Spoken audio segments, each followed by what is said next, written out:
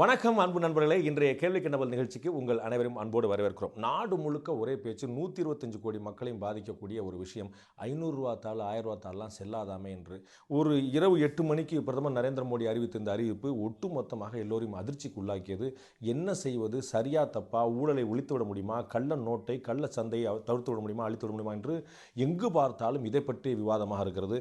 கிட்டத்தட்ட ஒரு 40 ஆண்டுகளாக 2-3 தலைமுறையாக யாருமே ஒரு கேள்விப்பட்டிராத ஒரு விஷயமாக இந்த மாதிரி 500 ரூபா தாளும் 1000 ரூபா தாளும் செல்லாமல் போனால் என்ன நடக்கும், என்ன எதிர்வினை என்று கூட தெரியாத அளவுக்கு 2-3 தலைமுறைக்கே தெரியாத விஷயமாக இந்த ஒரு மிக முக்கியமான அறிவிப்பு இருக்கிறது.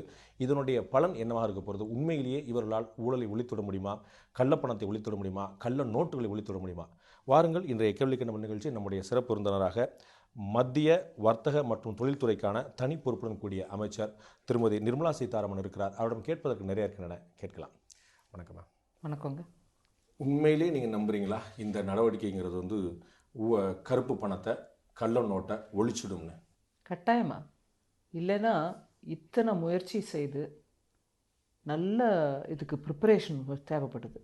இந்த மாதிரி ஒரு முயற்சி எடுக்கிறதுக்கு பொதுமக்களை தாத்காலிகமாக, அதாவது டெம்பரரியாக 1 or 2 days கூட பாதிக்கக்கூடிய ஒரு நிர்ணயத்தை எடுக்கணும்னா அவ்வளோ சுலபமாக எடுக்க முடியாது. இதுக்கு வேணுங்கிற அளவு ஹோம்ஒர்க் பண்ணிக்கிட்டு தான் பிரதம மந்திரி அவர்கள் இதில் ஒரு முடிவு. ஸோ யூ அக்செப்ட் தட் பொதுமக்களுக்கு பாதிப்பு இருக்கும் அப்படிங்கிற ஒரு நீங்களே? நாள், ஒரு 2 நாளாவது இருக்கும், டெஃபினட்டாக இருக்கும். ஏன்னா நீங்கள் எவ்வளவு விளக்கம் கொடுத்து எவ்வளவு பேங்க்கு போன்ற நிறுவனங்களை இதுக்கோசம் நம்ம ரெடி பண்ணினா கூட 1 or 2 days இதனால் மக்களுக்கு இடைஞ்சல் இருக்கும்.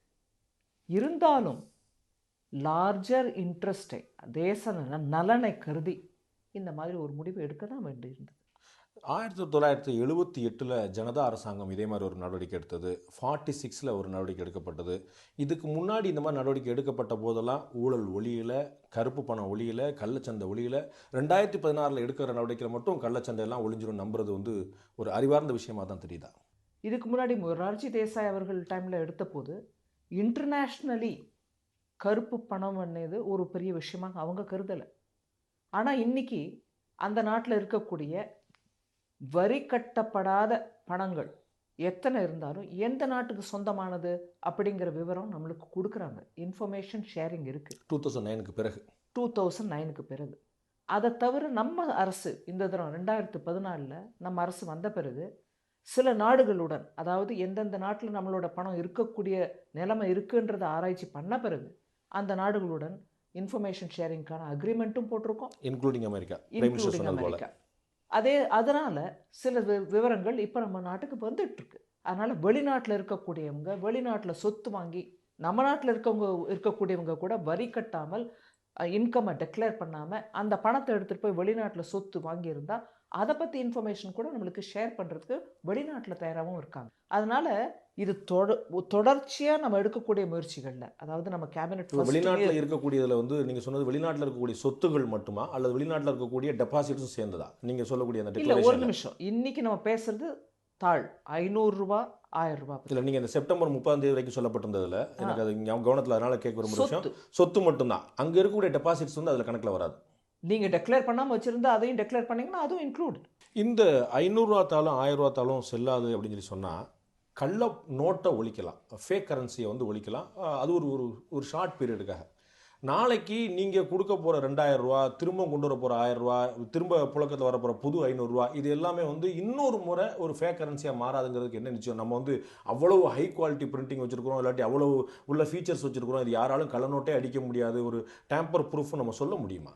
டெஃபினட்டாக இப்போ பண்ணக்கூடிய இந்த முயற்சினால் இப்போ புதுசாக வரக்கூடிய கரன்சியில் உள்ள ஃபீச்சர்ஸை பார்த்தீங்கன்னா கவுண்டர் ஃபீட் பண்ணுறதுக்கான சான்சஸ் குறைச்சலாக இருக்கும்.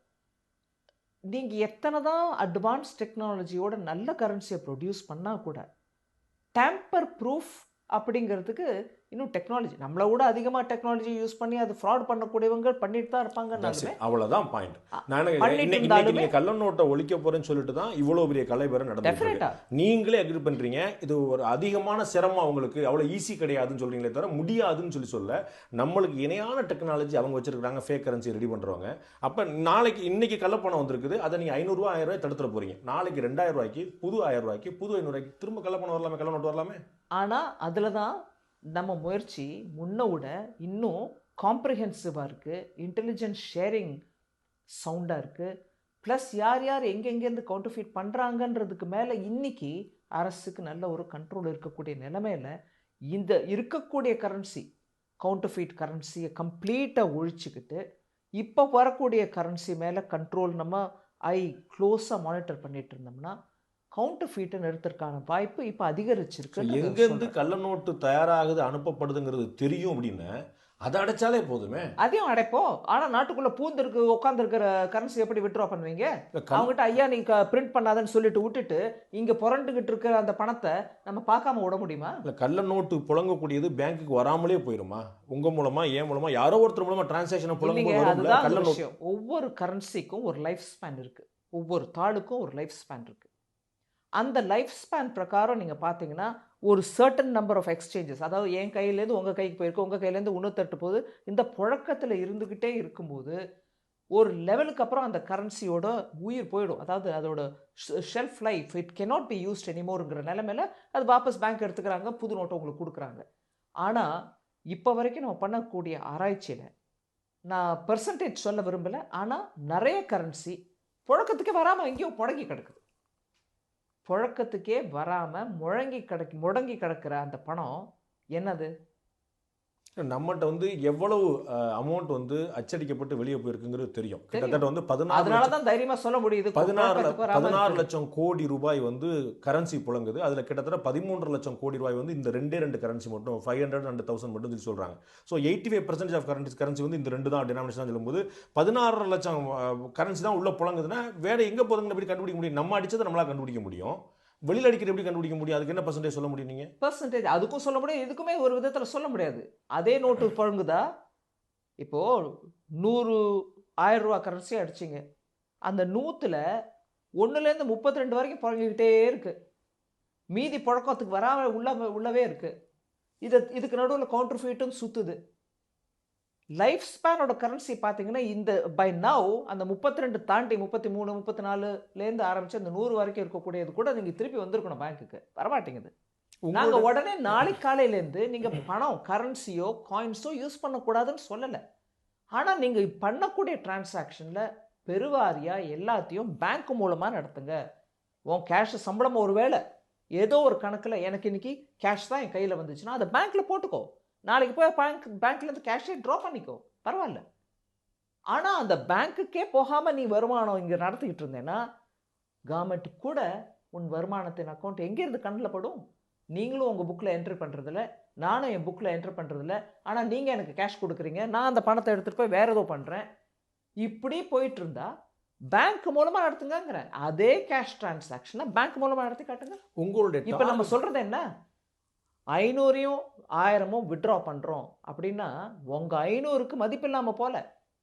ஆனால் இந்த 500 ரூபா நோட்டு இனிமேல் செல்லாத ஐயா, நீ அதை பேங்க்கில் போட்டுக்கோ, உனக்கு 500 100 கொடுக்குறேன், இல்லை புது 500 ரூபா மூலமாக கொடுக்குறேன், இல்லை 500 4 போட்டு என் பேங்க்கில் நீ 2000 ரூபா போட்டேன்னா ஒரு 2000 ரூபா நோட்டை கையில் கொடுக்குறேங்கிறேன். நாளைக்கு 1000 ரூபா கூட வரப்போகுது.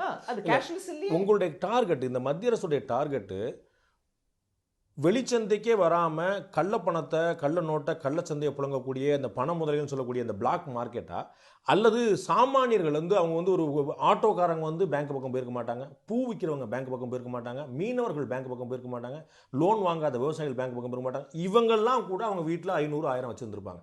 அப்போ இவங்களும் திருடர்கள், அவங்களும் திருடர், ரெண்டும் ஒரே கேட்டகரியில் வைக்க போகிறோம். யாரையும் திருடன் சொல்ல, இந்த ஸ்கீமில் கூட நாங்கள் யாரையுமே திருடன் சொல்லலையே. உங்ககிட்ட 500ம் 1000ம் இருந்தால் அது எவ்வளவா இருந்தாலும் பேங்க்கில் போடுங்க ஐயா. உங்ககிட்ட இருக்கிற அந்த நோட்டை நான் வாங்கிக்கிட்டு உங்கள் பணத்தை நான் உனக்கு முழுமையாக கொடுக்குறேன், பேங்க் மூலமாக கொடுக்குறேன். இன்றைக்கே மொத்தம் எடுத்துக்கிறியா, இல்லை பகுதியாக இன்றைக்கி கொஞ்சம் நாளைக்கு கொஞ்சம் எடுத்துக்கிறியா, அப்படி எடுத்துக்கோங்கிறோம். ஒன்று, யாரையுமே நாங்கள் திருடுன்னு சொல்லலை. 2,50,000 ரூபா வரைக்கும் நீ இன்றைக்கி ஒரு நாளைக்கு ஒரே அமௌண்ட்டை போட்டேன்னா கூட நாங்கள் உங்களை கேள்வி கேட்கல. எங்கேருந்து வந்துச்சு, எப்படி சம்பாதிச்சா கேட்டோமா? இல்லையே, பேங்க்கில் போட்டுக்கோ, எடுத்துக்கோ உங்கள் பணத்தை. ஆனால் ஒரு வேளை மூட்டையாக 500ம் 1000ம் எடுத்துகிட்டு வந்து போடலான்னா போடுங்க. ஒரு வேளை நான் உதாரணத்துக்கு சொல்கிறேன், யாரையும் தப்பாக நினச்சிக்க வேணாம். ஒரு நகை வியாபாரி இல்லை ஒரு புடவை வியாபாரி, யாரோ ஒரு வியாபாரி என்கிட்ட இருக்குதுங்க 50 லட்சம் இருக்குதுங்க அப்படின்னா வாங்க பேங்க்கில் போட்டுக்கோங்க.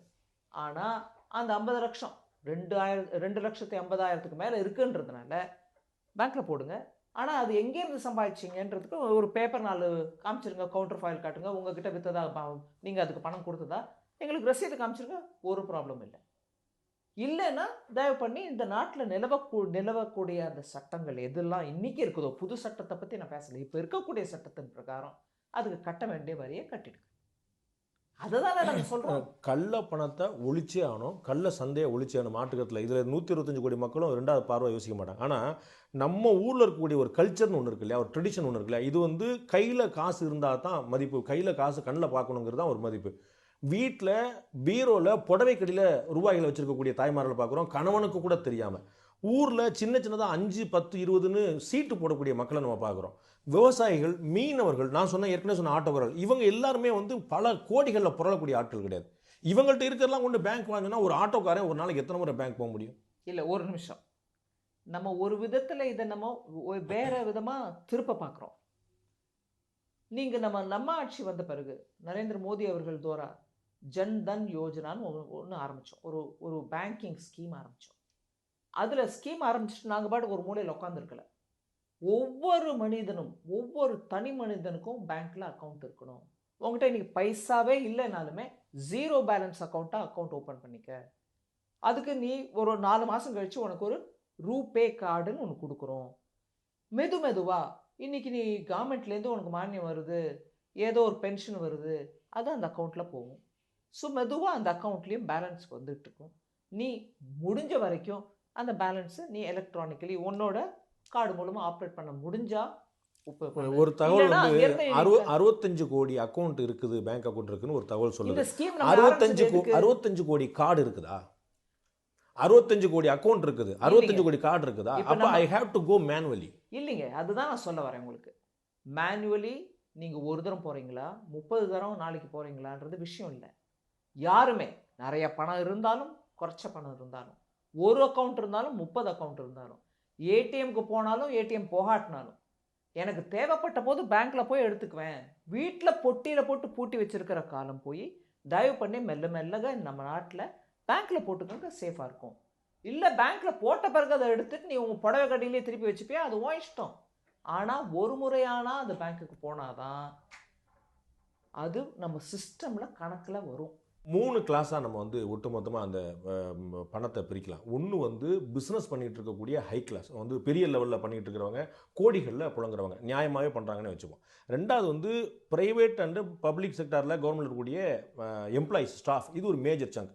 மூணாவது ஸ்மால் அண்ட் மீடியம் என்டர்பிரைசஸாக நாம் ஏற்கனவே சொன்ன மாதிரி சாதாரண அவங்கங்க அவர் தான் முதலாளி, அவர் தான் கடைக்காரர், பலசர கடை, பெட்டி கடை, இந்த மாதிரி வச்சுருக்கிறவங்க, அயன் பண்ணுறவங்க, இந்த மாதிரி வச்சுருவாங்க. இந்த சேலரி கிளாஸோடைய எல்லா வருமான வரவுசில் ஃபுல்லாக உங்களுக்கு தெரியும், எதர் it's public R private R government. ஏன்னா டிடிஎஸ் முதலே பிடிச்சி தான் வாங்குறீங்க, ஸோ எவ்வளோ சம்பளம் முதலே தெரியும். இந்த கீழே இருக்கக்கூடிய வர்த்தகர்கள், கடை வச்சிருக்கோம், பெட்டி கடை வச்சிருக்கோம் பற்றி பிரச்சனையே கிடையாது, அவனுக்கு ஏற்கனவே அதுக்கு மேலே கிடையாது, யூ நோ வெரி வெல்.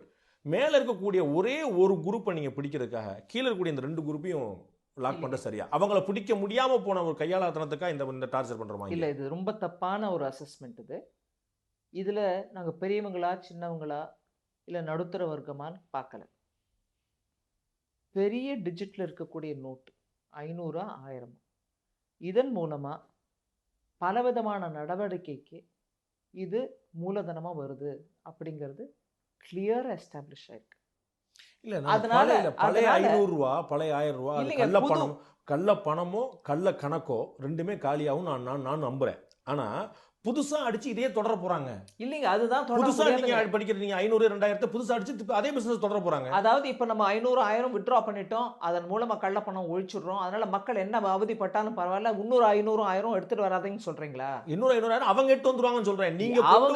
நீங்க கொண்டு வர அதே கரன்சிக்கு அவங்க ஃபேக் கரன்சி ரெடி பண்ணி வாங்குறாங்க. மெஜாரிட்டி நம்ம நாட்டில் இருக்கக்கூடிய மக்கள் நியாய பிரகாரமும் சட்ட பிரகாரமும் இருக்கிறவன கூட ஒரு நாள் 2 நாள் இல்லை, உங்களுக்கு நான் அவன் ஒருவேளை திருட்டு பையன் வந்து போய் கரன்சியை பண்ணிடுவான்றதுனால உனக்கு பணமே கொடுக்க மாட்டேன், நீ உட்காந்து காஞ்சிக்கிட்டுன்னு சொல்லணுமா?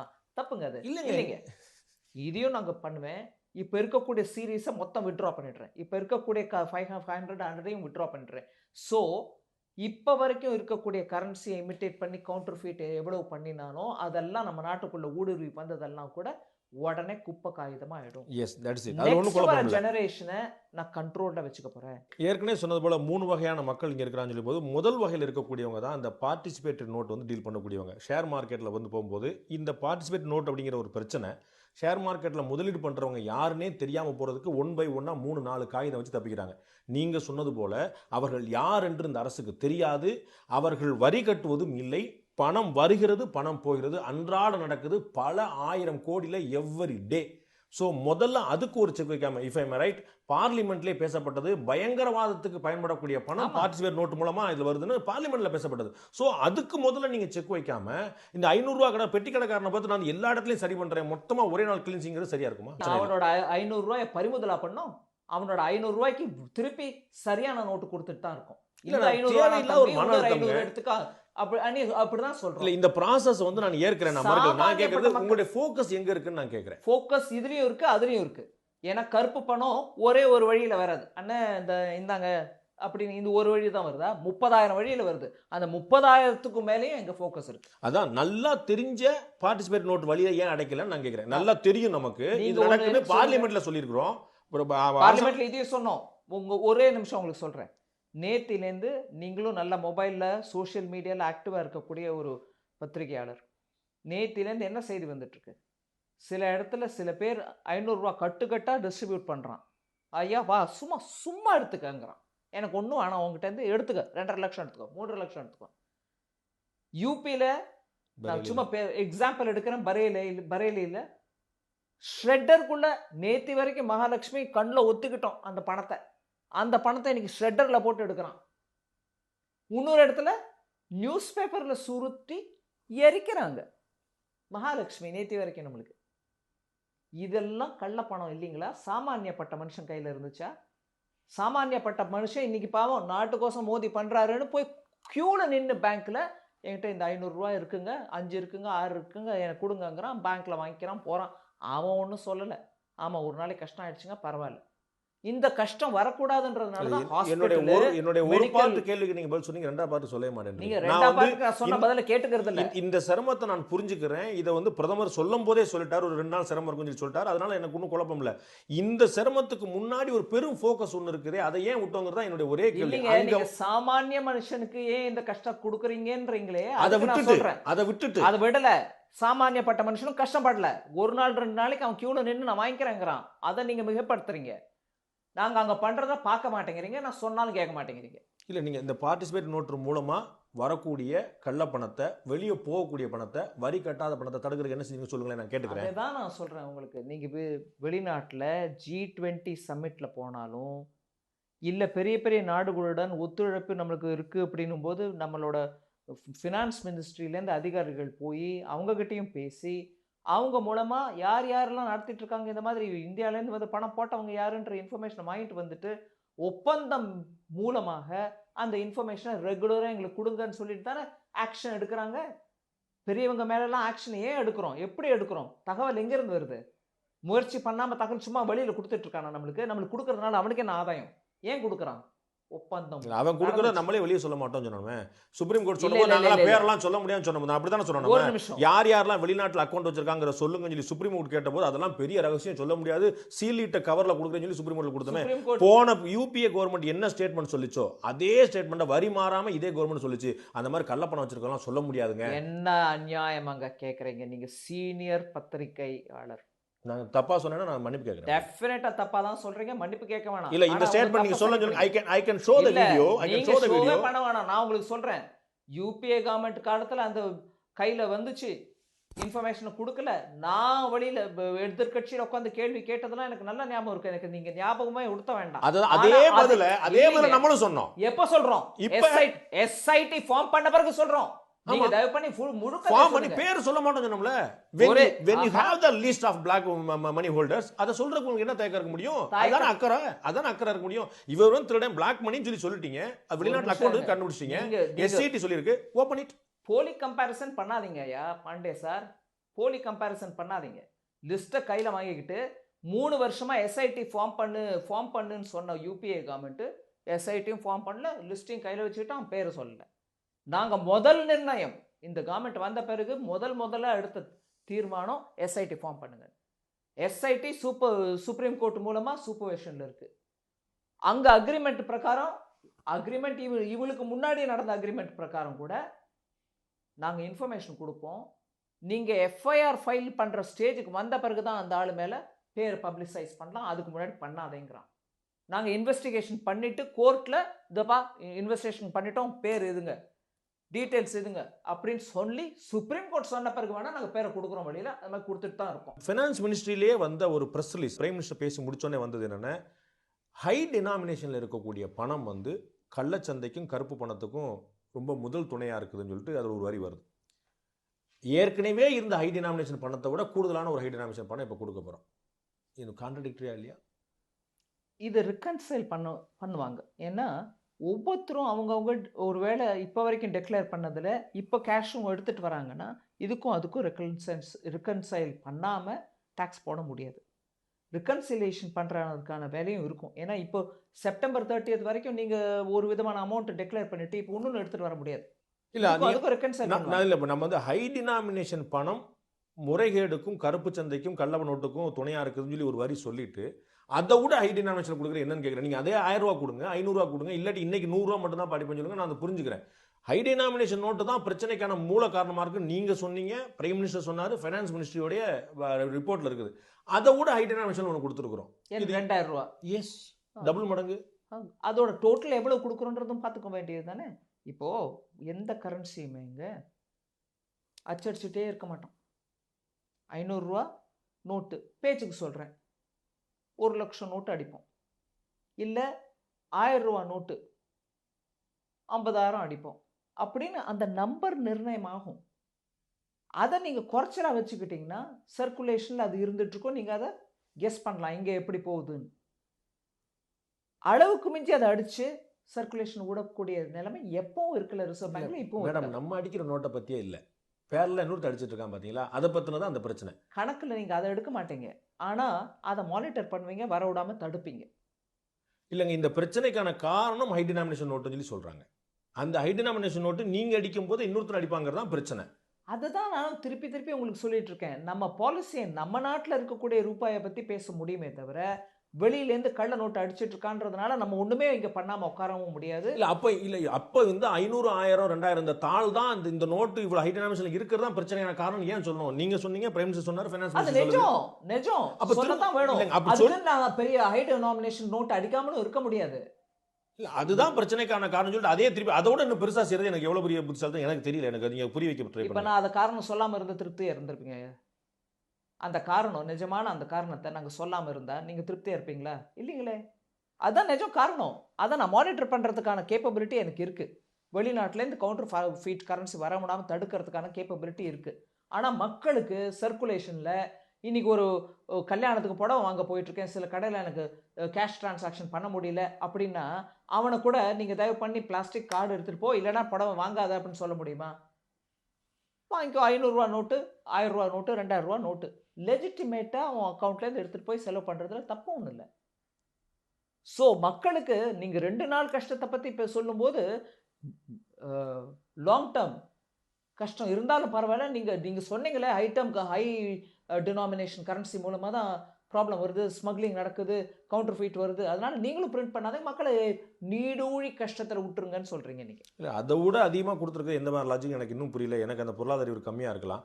இன்னொரு விஷயம் பார்த்தீங்கன்னா, இந்த பணம் யார் யாரெல்லாம் வாங்குவான்னு சொல்லி சொல்லும்போது பெட்ரோல் பங்க்கில் 3 நாளைக்கு சொல்லும் 72 ஹவர்ஸ் அந்த அனௌன்ஸ்மெண்ட்லேருந்து கவர்மெண்ட் ஹாஸ்பிட்டல்ஸில், கவர்மெண்ட் அண்ட் கோஆப்ரேட்டிவ் மெடிக்கல் சென்டர்ஸில் இது மட்டும் கொடுத்துருக்குறோம். இப்போ எலக்ட்ரிசிட்டி பில்ஸ் கட்டுறதுல அந்தந்த ஊரில் அந்தந்த ஸ்டேட்ஸ் வந்து கொடுத்துருக்குறாங்க. அது இப்போ சென்ட்ரல் கவர்மெண்ட்லேருந்து நாங்கள் சொல்லி ஒவ்வொரு ஸ்டேட் தமிழ்நாட்டில் 7 days வந்து முதலே கொடுத்துட்டாங்க. அது நான் என்ன கேட்குறேன்னா, இந்த அக்செப்ட் பண்ணிக்கிறோம் சரி, தள்ளி வைக்கிறோம் சரி, இது ஏன் எல்லா பப்ளிக் செக்டார் நிறுவனங்களுக்கும் கொடுத்துருக்க கூடாது?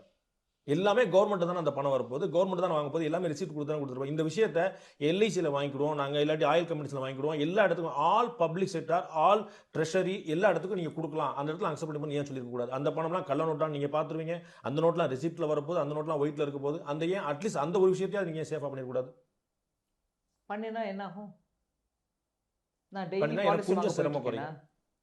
டெய்லி பாலிசி வாங்க போயிட்டு இருக்கேன் எல்ஐசியில் இல்லைங்களே. மாதத்துக்கு ஒருக்கா பாலிசி கட்டணும் மேடம். மாதத்துக்கு ஒரு தான் கட்டுறீங்க, அதனால தான் இப்போ எலக்ட்ரிசிட்டி பில்லு கட்டிக்கோங்கிறோம். நியாயமா டெய்லி பர்பஸில் இருக்கக்கூடியது பேங்க்கு, போஸ்ட் ஆஃபீஸ். இதில் நாங்கள் ஓப்பன் பண்ணிட்டோம் ஆல்ரெடி. என்னுடைய மொபிலிட்டியை நீங்க தடுக்கிறீங்களேன்னு கேக்குறேன். நான் வந்து ஒரு நான் சொல்ல உங்களுக்கு உங்களுடைய நிறுவனத்து மேல நம்பிக்கை இருக்கு இல்லையா? உங்களுடைய ரயில்வே இது அநியாயமா விதண்டாவாதமா பேசுறீங்க நீங்க. ஐம் சாரி பாண்டே, விதண்டாவாதம் நடக்காது. புது கம்ப்ளைண்ட் இல்லை இது. இல்லைங்க, விதண்டாவாதம் நடக்காது. 9 நவம்பர்லேருந்து 30 டிசம்பர் வரைக்கும் நீங்கள் பேங்க்கே போக முடியாது. மொபிலிட்டி எஃபெக்ட் ஆகிடுது. ஆனால் 500 நீங்கள் கேன்சல் பண்ணிட்டீங்க, 1000 கேன்சல் பண்ணிட்டீங்க. ஆமாங்க, தேச நலன் கருதி 500 கேன்சல் பண்ணிட்டோம், 1000 கேன்சல் பண்ணிட்டோம். ஒரு முறை பேங்க்கில் போய் அதை போட்டுட்டு நீங்கள் வர முடியாதா? சரி, 30 வரைக்கும் போக முடியாது. அதுக்கப்புறம் ஆர்பிஐக்கு 30ஆம் தேதி மார்ச் மாதம் வரைக்கும் ஆர்பிஐயில் போய் பண்ணிக்கோங்க தான் சொல்கிறோம். ஸோ இப்போ 30ஆம் தேதிக்குள்ளே போகலன்னா அப்போ அங்கே போங்க. மேடம், நான் வந்து நீங்கள் என்ன சொல்லியிருக்கீங்களோ அதில் நான் பிழை சொல்லலை, குத்தம் சொல்ல. இது ஒரு விஷயம். நீங்கள் வந்து பிரைம் மினிஸ்டர் சொல்லும் போது மக்களுக்கு சிரமத்தை குறைக்கிறதுக்கு சில மெஷர்மெண்ட்ஸ் எடுத்துக்கோங்க சொல்றாரு இல்லையா? இந்த மெஷர்மெண்ட் ஏன் எடுத்துக்கலாம், ஏன் எடுத்துக்க கூடாதுன்னு கேட்குறேன். ஐடியாவை சொல்கிறேங்க. ஒருவேளை எப்போதும் அடுத்த தடவைன்றது இல்லை இதில். பட் இல்ல, இது ஒரு கன்சிடரபிளான வாய்ப்பு உங்களுக்கு தெரியுதான்னு நான் கேக்குறேன். நான் சொல்றது பப்ளிக் செக்டார் மட்டுமே. என்னங்க பப்ளிக் செக்டார் அண்டர்டேக்கிங்னா ஸ்டீல் அத்தாரிட்டி ஆஃப் இந்தியாவா? எஸ், பிஹெச்இ இல்ல. ஏன் அங்க போய் என்ன பண்ணோங்கறீங்க? இல்லங்க, அங்க பாமர மக்களுக்கு டெய்லி ஸ்டீல் அத்தாரிட்டி ஆஃப் மக்கள் சொல்றேன். இந்த டிரான்சாக்ஷனே சொல்றேன். இந்த 500 1000 முடக்கிறது இருக்கு இல்லையா? இது ஒரு ஈஸ் பண்ணி விட முடியும் இல்லையா? நான் கேக்குறேன், இது ஒரு திருப்பி ரெண்டாவது முறை போறது இல்ல. நான் ரயில்வேக்கு டிக்கெட் எடுத்தாலோ, ஃளைட்டுக்கு டிக்கெட் எடுத்தாலோ, எல்ஐசிக்கு பாலிசி போட்டாலோ, கவர்மெண்ட் ஆஃப் பிஎஸ்என்எல்க்கு நான் பேமெண்ட் பண்ணாலோ திரும்ப அவங்க கொடுக்க போறல, எனக்கு கேஷ் கொடுக்க போறல. சோ நான் போய் 5000 ரூபாய் ஃபோன் பில் கட்டுறேன் பிஎஸ்என்எல், 5000 கட்டு வந்துறேன். சோ வாட், அவங்க எடுத்துக்கிட்டா என்ன? அதையும் செய்யக்கூடாது. இப்போ இன்னைக்கு தேதிக்கு 72 மணி நேரம் வரைக்கும் நீங்க பண்ணக்கூடிய விஷயங்கள் என்னன்னு யோசிச்சோம். ஹாஸ்பிட்டல் போவீங்க, இல்லை பஸ் டிக்கெட் வாங்குவீங்க, இல்லை அர்ஜென்ட்டாக யாரோட எங்கேயோ வெளிநாட்டுக்கு போனோம் டிக்கெட் வாங்குவீங்க, இல்லை மருந்து பொருட்கள் வாங்கணும். 72 மணி நேரத்துக்கு இதை ஒத்துக்கோங்க. ஒரு நாளைக்கு பேங்க் க்ளோஸ் ஆகிருக்கும், நெக்ஸ்ட் டே நீங்கள் போய் பேங்க்கில் எவ்வளோ பணம் வேணாலும் எடுத்துக்கிட்டு நீங்கள் பண்ணுங்கள் அப்படின்னு ஒரு அர்ஜென்ட் மெஷராக பண்ணியிருக்கோம். நீங்கள் இதையும் ஒன்று வைடாக பண்ணி பிஎஸ்என்எல், எலக்ட்ரிசிட்டி, இன்னொன்று ஸ்டீல் அத்தாரிட்டி ஆஃப் இந்தியா அப்படின்னு ஆட் பண்ணுறதுனால அந்த 72 மணி நேரத்துக்கு, அந்த 24 மணி நேரம் கழித்து நீங்கள் பேங்க்குக்கே போக முடிஞ்ச போது உங்கள் பணத்தை போட்டுக்கலாம் இல்லை எடுத்துக்கலாங்கும் போது இதெல்லாம் எதுக்கு தேவை? பெட்ரோல் பங்க்ல நீங்க அனுமதிச்சீங்க 3 நாளைக்கு, அங்க வாங்க மாட்டான். அப்படி ஒரு பிரச்சனை இல்லாம டிசம்பர் 30 வரைக்கும் பப்ளிக் செக்டார் ஈவென்ட்ல மட்டும் பணம் கூட வாங்கிக்கிறேன்னு சொல்லியிருந்தா இந்த பிரச்சனை ஓரளவு குறையும்லன்னு நான் கேட்கிறேன். நான் முழுசா தீர்ந்துரும் நான் சொல்லல. ஒரு சின்ன ஒரு ரிலீஃப் கிடைக்கும். அது one point of view. Okay, then இன்னொரு விஷயம், அரசாங்க மருத்துவமனையில நீங்க பணம் கொடுக்கலாம்னு சொல்லிருக்கீங்க. அது 3 நாளைக்கு சொல்லிருக்கீங்க. தமிழ்நாட்டில், இந்தியாவில் பெரும்பாலும் தனியார் மருத்துவமனை நம்பி தான் மக்கள் இருக்கிறாங்க, அங்கே தான் போகிறாங்க. உங்களுக்கு தெரியும், ரொம்ப கிராமங்களை தவிர தனியார் மருத்துவமனையில் கையில் காசு வைக்காமல் ஆப்ரேஷன் பண்ண மாட்டாங்கிறது ப்ராக்டிக்கல் ஃபேக்ட். நம்ம வந்து let us be very practical. நம்ம வந்து ஒரு ஹைப்போதெட்டிக்கலாக யோசிக்க வேண்டாம். காசு கட்டலன்னா ஆப்ரேஷனே பண்ண மாட்டாங்க சொல்றதுல ஏன் மருத்துவமனைகளுக்கு அந்த எக்ஸெப்ஷன் கொடுத்துருக்க கூடாது? At least for hospitals, for hospital reasons, whether it is private or public, நாங்கள் வந்து இப்போ ஹாஸ்பிட்டலில் நீங்கள் பணம் கட்டினா பிரச்சனை இல்லைன்னு சொல்லியிருக்கலாம். அதுவும் நீங்கள் நான் அதனால் கவர்மெண்ட் ஹாஸ்பிட்டல்னு சொன்னது உங்கள் கண்ணில் படல, இல்லை பட்டுருச்சு. ஆனாலும் நீங்கள் கவர்மெண்ட் மேலே ஒரு கேள்வி கேட்கணுன்றதுனால இதையும் கேட்குறீங்கன்றதுனால நான் ஒத்துக்கிறேன். சரி, அதுக்கும் சொல்லிருக்கேங்க. நான் வந்து 12 மணி வரைக்கும் லைவ் வச்சிருந்த போது மக்கள் சொன்ன விஷயத்தை நான் உங்கள்கிட்ட ஷேர் பண்ணுறேன். நானும் அதுக்கு பதில் சொல்கிறேன் உங்களுக்கு. அதுதான் நாங்கள் கவர்மெண்ட் ஹாஸ்பிட்டல் ஓப்பன் பண்ணி வச்சோம். 24 மணி நேரத்துக்கு அப்புறம் பேங்க்குக்கே போய் உங்கள் பணத்தை எடுத்துக்கோங்கன்னு சொன்னோம். 72 மணி நேரம் வரைக்கும் டிக்கெட் வாங்கலாம், இல்லை கவர்மெண்ட் ஹாஸ்பிட்டலுக்கு போகலாம், இல்லை கரன்சி எங்கெல்லாம் கட்டணுமோ எலக்ட்ரிசிட்டி பில் கட்டலாம், பெட்ரோல் பங்க்குக்கு போய்க்கலாம் அப்படின்னு சொல்லிட்டோம். இதை இன்னும் வைடன் பண்ணிகிட்டே போனால் நீங்கள் தயவு பண்ணி பாண்டே சார் ஒரே ஒன்று மனசில் வச்சுக்கோங்க. ஆப்பர்ச்சுனிட்டி டு ரீகன்வெர்ட் எவ்வளோ மினிமம் பண்ண முடியுமோ பண்ணுறோம். பிரதமர் வந்து எவ்வளோ நாள் டெபாசிட் பண்ணலாம் அப்படின்னு சொல்கிறார். நீங்கள் வந்து பணத்தை நீங்கள் எவ்வளோ நாள் டெபாசிட் பண்ணலாம் நாங்கள் கேள்வி கேட்க மாட்டோம்னு சொல்கிறார். பின்னாடியே செக்ரட்டரி வந்து சொல்கிறார், நீங்கள் 2.5 லட்சத்துக்கு மேலே டெபாசிட் பண்ணால் எங்களுக்கு தகவல் தெரிஞ்சிடும், நீங்கள் ஆண்டு வருமானத்தோடு அதிகமாக தகவல் பண்ணால் நீங்கள் வந்து பெனால்ட்டியோட கொடுக்க வேண்டியிருக்கும். இந்த தகவல் வந்து நீங்கள் மார்ச் மாதம் சொல்லியிருந்தால் ஒன்றும் பிரச்சனை இல்லை. இப்போ வரக்கூடிய பணத்தை தடுக்கிற மாதிரி இதாகிறாதா? பிரைம் மினிஸ்டர் சொல்லும்போது you can deposit no limit, without any limit, no questions will be there. பின்னாடி மார்ச்சில் என்ன வரப்போகுதுங்கிறது அப்புறம் பார்ப்பேன். ஆஸ் யூஷுவல் யாராவது ஒருத்தர் பணிச்சிருந்தா அதுக்கு பணத்துக்கு கணக்கு கட்டி தான் ஆகணும். பட் இப்போ செக்ரட்டரியோட அந்த அனௌன்ஸ்மெண்ட் 2 லட்சத்துக்கு மேலே போனால் எனக்கு இன்டிமேஷன் வந்துடும், நீ வந்து உன்னுடைய வருமானத்துக்கு மேலே நீ டெபாசிட் பண்ணால் அவன் மேலே ஆக்ஷன் எடுப்போம். இது வந்து வரக்கூடிய நோட்டை உள்ள பிளாக் மணியை வந்து வெளியே கொண்டு வராமல் இந்த மாதிரி கிழிச்சு விடுவோம், வேற ஆள் பேரில் போடுவோம், பினாமியில் கொடுப்போம், அந்த மாதிரி தள்ளிடாதா? இப்போ நான் வந்து பிளாக் மணி வச்சிருந்தா கூட சரி, நம்ம வந்து டேக்ஸ் கட்டினாலும் பரவாயில்ல கட்டிடுவோம் சொல்லி நான் உள்ளே வந்திருப்பேன். இப்போ நீங்கள் வந்து இல்லை உனக்கு 2 லட்சம் மட்டும் மேலே போனால் எனக்கு தகவல் வந்துடும், நான் மேலே ஆக்ஷன் பண்ணி சொல்லும்போது என்னை பாதிக்காது, நான் தயங்க இல்லைங்க, ஒரு மாட்டேன்னா? நிமிஷம். கான்ஷியஸாக சினிக்கலாக ஒரு பதில் கொடுக்குறேன். ஏங்க அப்படி ஒரு மாதிரி ஏளனமா பதில் கொடுக்குறீங்கன்னு நீங்கள் கேட்டால் கூட நான் சொல்கிறேன். இந்த விஷயத்த நம்ம சொல்லாம வரி, அதுக்கு மேலே சட்ட ரீதியாக உங்க மேலே ஆக்ஷன் எடுப்போம். ஆக்ஷன்னா என்ன? அதுக்கு நீ கட்ட வேண்டியது கட்டணும் டேக்ஸு அப்படிங்கிற ஆக்ஷன் எடுப்போம். நம்ம சொல்லாமல் இருக்கலாம். மார்ச் மாதத்துக்கு மேலே சொல்லியிருந்துருக்கலாம். சிஸ்டம்குள்ளே பணம் வந்திருக்கும் அப்படின்னு நீங்கள் சொல்கிற பாயிண்ட் கரெக்ட். சிஸ்டம்குள்ளே வர வைக்க வேண்டியவங்க வராங்க. இதை சொல்கிறதுனால போய் அவன் எரிக்கிறான், அந்த பணத்தை கிழிச்சு போட்டுடுறான், அது சிஸ்டம்க்கு வராமல் போயிடுச்சு இல்லை அப்படின்னா அதுலேருந்து என்ன தெரியுதுங்க? அது கள்ள பணம். அதுக்கு வரி கட்டுறது கூட அவன் தயாராக இல்லை. இப்போ நீங்கள் கரன்சிலேருந்து வெளியே கொண்டு வரலாம், ஒரு ஃபேக் கரன்சிலேருந்து வெளியே கொண்டு வரலாம், கள்ளச்சந்தை ஓரளவுக்கு பாதிக்கும்னு நம்ம எதிர்பார்க்கலாம். இது வந்து ரியல் எஸ்டேட்லேயும் கோல்டுலேயும் கன்வெர்ட் ஆகும்போது அங்கே அப்படியே தானே இருக்கும். நம்முடைய சர்வே ஒன்று சொல்லுது, கிட்டத்தட்ட 30% வந்து ரியல் எஸ்டேட்டில் வந்து கருப்பு பணம் புழங்குது. தங்கத்துக்கு வந்து நிறைய ரெஸ்ட்ரிக்ஷன்ஸ் கொண்டு வந்துட்டு இருந்தாலும் எல்லா நகைக்கடையிலையும் நம்பர் 1 அக்கௌண்ட், நம்பர் 2 அக்கௌண்ட் இருக்குங்கிறது ப்ராக்டிக்கலான விஷயம். ஸோ அங்கே கன்வெர்ட் ஆகும்போது அதை நம்ம எப்படி தங்கமாக வீட்டில் முடங்கி கிடக்கிறதையோ சொத்தாக முடங்கி கிடக்கிறதோ எப்படி தடுக்க முடியும்? கரன்சி நம்ம சரி பண்ணிட்டோம், ஓகே. அங்கே மட்டுமே இல்லையே அந்த கள்ளச்சந்தைங்கிறது, பிளாக் மார்க்கெட்டுங்கிறது கரன்சி மட்டும் இல்லையே. இப்போ இன்னைக்கு கரன்சி டீல் பண்ணுறோம், அன்டிக்ளேர்டு அசெட்ஸை பற்றியும் பேசினோம். மெதுவாக ஆக்ஷன் எடுத்துகிட்டு தான் வந்துட்டுருக்கோம். நேற்றுக்கு ராத்திரி போய் தங்கம் வாங்கினவனை பற்றி எனக்கு தெரியாது. எப்போலேருந்தோ தங்கம் முடக்கிட்டு இருக்கவங்களை பற்றி நாங்கள் கோல்டு பாண்ட் ஸ்கீம் எடுத்துகிட்டு வந்திருக்கோம். நீ கோல்டு டெக்ளேர் பண்ணிக்கோ, பாண்டை வாங்கிக்கோ, அந்த கோல்டை வீட்டில் வச்சுக்காத, அதுக்கும் ஒரு ஸ்கீம் எடுத்துகிட்டு தான் வந்துட்டுருக்கோம். கோல்ட் பாண்ட்ஸ் டெக்ளரிங் ஸ்கீம் எடுத்துகிட்டு அதெல்லாம் ஒயிட் ஆகிற விஷயம். நான் சொல்கிறது பிளாக் மார்க்கெட் பற்றி. ஒயிட்டாக இருக்கிறவங்க நான் வந்து வீட்டில் சேவ் பண்ணி வைக்கிறதுக்கு நான் கோல்டு பாண்ட் வாங்கலாம் நான் நினைப்பேன். அது சாமானியர்கள், அவளை பற்றி பேசலாம். நான் வந்து இதை மறைக்க முயற்சிக்கிறவங்களை அதை எப்படி வெளியே கொண்டு வர போகிறோம் நான் கேட்குறேன். இன்றைக்கி கேஷை பற்றி பேசிகிட்டு இருக்கோம். 500, 1000 அது மேலே ஆக்ஷன் எடுத்திருக்கோம். அதுலேயே இவ்வளோ விவாதம், ஆனாலும் முயற்சி நடந்துட்டு தான் இருக்குது. ஓகே, இந்த 4000 ரூபா ஒரு நாளைக்கு வந்து எடுக்க முடியும், அது உங்களுடைய நீங்கள் ஏதாவது ஐடி ப்ரூஃப் கார்டிங் எடுக்க முடியும்னு சொல்கிறீங்க. அது ஒரு நாள் 2 நாளைக்குங்க. ஓகே, நாளையிலேருந்து அந்த கரன்சி வந்துருச்சுன்னா ப்ராப்ளம். நவம்பர் 14th 18th வரைக்கும் நினைக்கிறேன். இது நவம்பர் 18th வரைக்கும் இந்த மாதிரி 4000 மேலே. இப்போ ஒரு ஆள் வந்து 2-3 பேங்க்கில் போய் 4000 எடுத்தா ஒரு ஆளுக்கு எவ்வளோ அக்கௌண்ட் இருக்குன்றது நம்ம இன்னும் மானிட்டர் பண்ண இல்லை. ஆரம்பிக்கலாம். 4000 ரூபா எக்ஸ்சேஞ்ச் பண்ணுறதுக்கு அக்கௌண்ட் இருக்க வேண்டியது இல்லை. இல்லைங்க, நான் 4000 rupees எக்ஸ்சேஞ்ச் பற்றி பேசுகிறேன். டெபாசிட் வந்து உங்களுடைய அக்கௌண்ட்டுக்கு. ஒரு நிமிஷம், உங்கள் மோட்டிவ் என்ன? 4000 ரூபா லிமிட்டேஷன் எதுக்கு எடுத்துகிட்டு வந்தோம்? புது கரன்சி பேங்க்கில் போய் சேர்ந்துருக்காது. ஒருவேளை ஒரே ஆசாமிக்கு 4 லட்சம் வரைக்கும் கொடுத்துட்டோம்னா 2வது க்யூவில் நின்றுட்டு இருக்கிறவனுக்கு கிடைக்காம போகுமோ என்னமோன்ற பயத்தில் ஆளுக்கு இவ்வளோன்னு எடுத்துக்கங்கய்யா. பணம், புது பணம் வந்து சேர்ந்த உடனே பேங்க்கில் நீங்கள் எவ்வளோ பணம் போட்டிங்களோ அவளுக்கு நாங்கள் கொடுக்கறதுக்கு தயாராக இருக்கோம்னு சொன்னோம். இல்ல நான் அந்த லிமிட் தான் நான் கேக்குறதே வேற. நான் சரியா புரியல நீங்க நினைக்கிறேன். கேட்டது எனக்கு புரியுதுங்க பாண்டே. இல்லம்மா, இல்ல. இன்னைக்கு ஒரு இடத்துல வாங்கிக்கிறான், இதே ஆளு போய் இன்னைக்கே நாளைக்கு இன்னொரு இடத்துல 4000 வாங்குறான், 3வது இடத்துல 4000 வாங்குறான். அதை நீங்க தடுக்கலையே அப்படிங்கிறீங்க. ஆமா, அதுதானே. Yes, that is what I'm saying. நெட் பிக் பண்ணணும்னா பண்ணிட்டே இருக்கலாம், தடுக்கிறதுக்கான முயற்சி இல்லைங்க. அந்த 4000 லிமிட்டேஷன் நாங்கள் எதுக்கு எடுத்துட்டு வந்தோன்றதை நான் சொன்னேன்.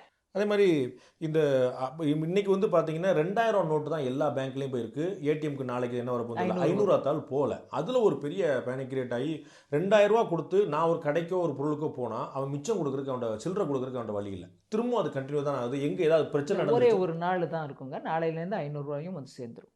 ஸோ அது டிரான்ஸ்போர்ட்டேஷனில் ஏதாவது பிரச்சனை வந்துருச்சு? அதில் பிரச்சனை வந்து தான் எனக்கு தெரியல, ஆனால் வந்து சேர்ந்துடும்.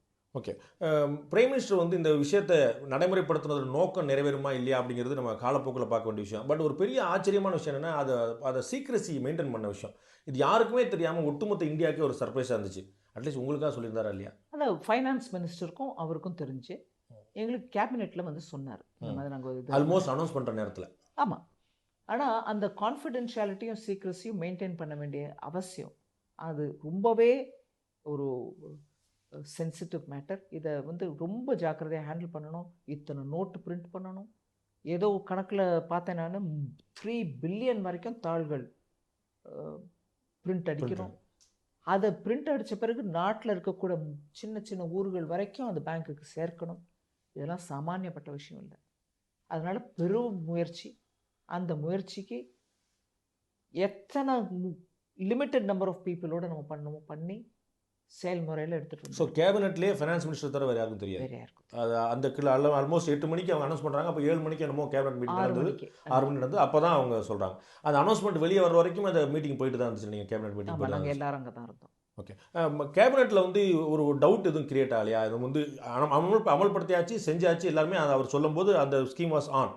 ஆனால் யாருக்குமே எதுவும் டவுட் வரலையா? இப்போ இந்த மாதிரி காமன் மேனுக்கு இந்த மாதிரி சிக்கல் இருக்குமா? அதை எப்படி ஃபேஸ் பண்ணுறது? இல்ல வேறு ஆல்டர் பண்ணணுமா? என்னெல்லாம் ஏற்பாடு பண்ணியிருக்கோம், பேங்க் மூலமா என்ன பண்ணியிருக்கோம், ஒரு நாளைக்கு பேங்க் மூடப்பட்டிருக்கும், கரன்சி போய் சேரப்போகுது. சேர்ந்த பிறகு எல்லாருக்கும் இந்த மாதிரி ஏற்பாடு பண்ணியிருக்கோம். ஹாஸ்பிட்டல், மெடிக்கல் ஷாப்பில, டிக்கெட் வாங்குறதுக்கு, பஸ்ஸில இதுக்கெல்லாம் நாங்க 72 மணி நேரத்துக்கு இது குடுத்துருக்கோம். இந்த ரூ. 500 ரூ. 1000 உபயோகப்படுத்தலாம் அப்படின்னுட்டு. அப்படிங்கிற அந்த விவரத்த எடுத்து சொன்னாங்க. அதனால நாங்க எல்லாருமே இது ஒரு மேஜர் கண்ட்ரி பெனிஃபிட்டுக்கு நாட்டு நலனுக்கோசம் பண்ணப்பட்ட ஸ்டெப்பு. இதில இவ்வளோ அரேஞ்ச்மெண்ட்டும் பண்ணியிருக்காங்க. இவ்வளோ சீக்ரெட்டிவா இது நடந்திருக்கு அப்படிங்கிறதுல நாங்க ரொம்பவே மகிழ்ச்சி அடைஞ்சோம். ஆனா வேற விதமான ஏதான மிஸ் அண்டர்ஸ்டாண்டிங் இல்லாம இருக்கிறதுனால இல்லாம இருக்கணுன்றதுனால நாங்க எல்லாரும் கூட பொதுமக்களோட தொடர்புல இருந்துட்டு தான் இருக்கோம். எங்கேயாவது ப்ராப்ளம் வந்தா எங்களுக்கு சொல்லுங்கன்னு சொல்றத அன்னைக்கு ராத்திரியிலேருந்தே நாங்க ஆரம்பிச்சுட்டோம் வேலை. எல்லார்கிட்டயும் பேசுறதுக்கு சிஐஐ, ஃபிக்கி, இண்டஸ்ட்ரியலிஸ்ட்ஸு, சின்ன சின்ன கம்பெனி வச்சுருக்கிறவங்க, அவங்க எல்லாரோடையும் தொடர்பில் இருந்து நீங்கள் கொஞ்சம் பாருங்கள், எங்கேயாவது இடைஞ்சல் ஆச்சுன்னா எங்களுக்கு சொல்லுங்கன்னு சொல்லி மக்களோட காண்டாக்டில் இருந்துட்டு. இப்போ கருப்பை பூரா வெள்ளையாக ஆக்குறது, கருப்பை ஒழிக்கிறது, வெள்ளை மட்டுமே இருக்கிறது தான் அதோடைய ஐடியா. அப்போ டேக்ஸ் அப்படிங்கிறதும் வெள்ளையாக யார் கணக்கு காட்டுறாங்களோ அவங்களுக்கு தான் டேக்ஸ் வைக்கிறோம். வரக்கூடிய பட்ஜெட்டில் டேக்ஸ் எக்ஸம்ஷன் வந்து கொஞ்சம் கூடும் அப்படின்னு எதிர்பார்க்கலாமா? எல்லாருமே ரொம்ப எதிர்பார்த்துட்டு இருக்குது வருமான வரியிலேருந்து சம்பளத்துக்காரங்கலேருந்து எல்லாத்துமே ஒரு எக்ஸம்ஷன் கொஞ்சம் கூடனா நல்லாயிருக்கும்னு பார்க்குறாங்க. அதுதான் ஒரு பெரிய எதிர்பார்ப்பாக இருந்தது. போன பட்ஜெட்லேயே மிகப்பெரிய எதிர்பார்ப்பு ஏற்படுத்துச்சு. இந்த ஸ்டெப்பு நீங்கள் எடுத்ததுக்கு பிறகு அநேகமாக அதிகமான விஷயங்கள் ஒயிட்டாக வரும் நீங்கள் நம்பிட்டு இருக்கும்போது அடுத்த பட்ஜெட்டில் இந்த மாதிரி ஒரு டேக்ஸ் எக்ஸம்ஷன் இருக்கும், ஒரு சாமானிய மனிதனுக்கு உண்மையிலேயே பிரைம் மினிஸ்டர் சொன்ன மாதிரி நான் நேர்மையாக இருக்கிறதுக்கு ஒரு பலன் கிடைக்கும் அப்படிங்கிற நம்பிக்கை ஏற்படுத்துறதுக்கு ஒரு வரி விலக்கு எதிர்பார்க்கலாமா?